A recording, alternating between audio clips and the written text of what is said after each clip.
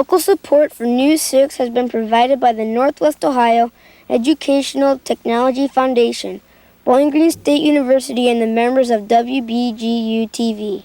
Hi! We're the 6th grade class of Payne Elementary, home of the Wayne Trace Raiders. Welcome to News 6.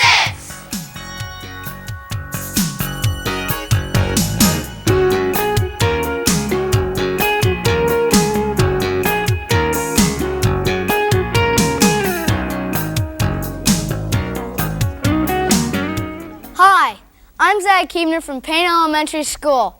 Welcome to News 6. With today's first story, here's Sarah Wetley. Recently, News 6 had the opportunity to visit Jack Hicks' farm where he surprised the 6th graders with his unusual collection of miniature animals. Leah Hamilton has the story. This is Sandy. She's about 2.5-year-old llama. Farmer Jack Hicks has a farm, E-I-E-I-O. And on that farm he has small animals, E-I-E-I-O. When did you start collecting animals? I started about 1972 when I first got married. My wife gave me a ornamental pheasant. And it just seemed to balloon from there. What types of animals do you collect? We raised miniature horses, miniature sheep, African pygmy goats, Barbados sheep, turkeys, fancy chickens, fancy pigeons. Can you tell us more about your miniature animals? Mainly we raise miniature horses. They have a really good temperament. We take them to nursing homes. We ride, my children ride them. You can drive them in carts. The miniature goats just make a nice hobby for someone. They're really small. They don't require much room to care for them. What other types of equipment do you have? We have buggies that we show our horses in. We can show them in single, we can show them in double, 3, 4, 6, or 8. We have 2-wheel buggies, 4-wheel buggies.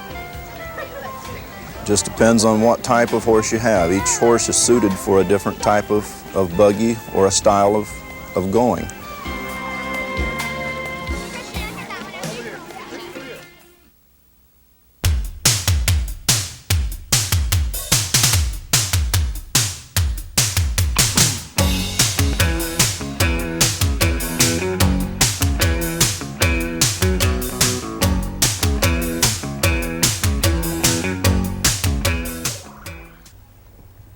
Today's News 6 is produced by the 6th grade class of Payne Elementary School. Payne Elementary is located in Payne, which is about 35 miles southwest of Defiance. It was founded in 1882 and has a population of about 1,300.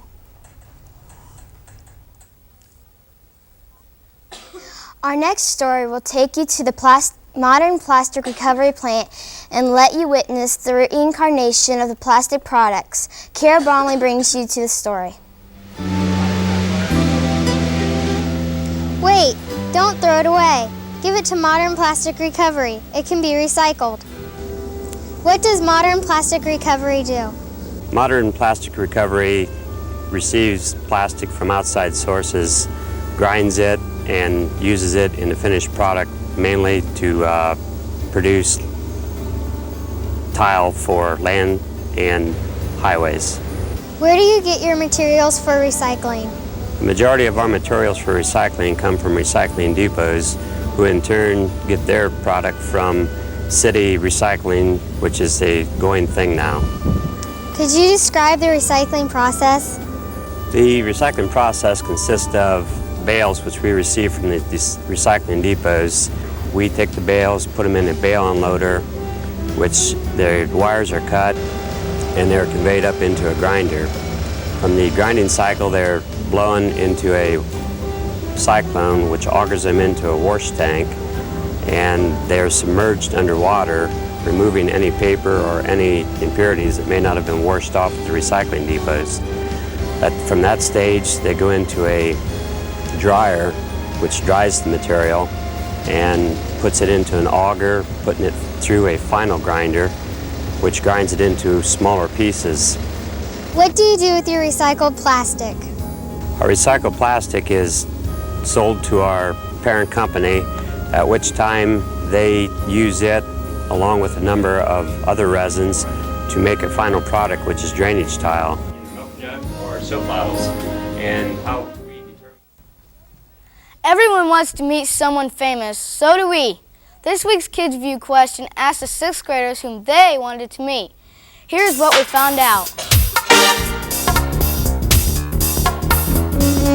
Hi, my name's Corbin Stoller. I'm reporting for News 6. Today's Kids View question is, if you could meet someone famous, who would it be and why?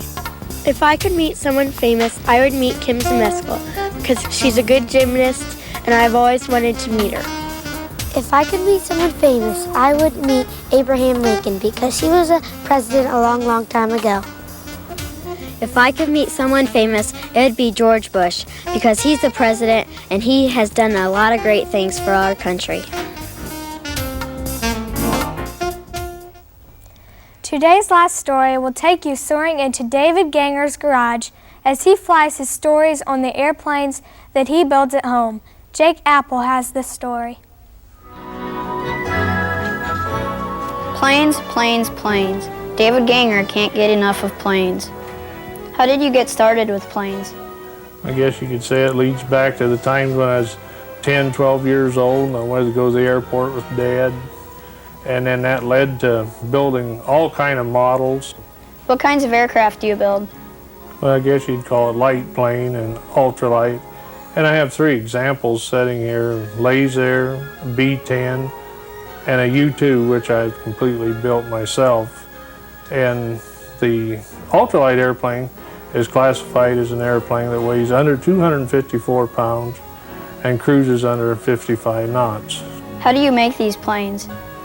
You start by buying or making your own blueprint, and then the material list, you check around, and all the material in it has to be aircraft quality material. Woods, steel, aluminum. Have you entered any air shows? Well, yes and no. We really don't enter them, but we go all over the country to mainly last few years ultralight air shows. We go up to Elmont, Michigan, and they have a 2-day ultralight show up there. That's all for this week's News 6. Thank you for tuning in. Join us next week when Whittier Computer Magnet School visits News 6.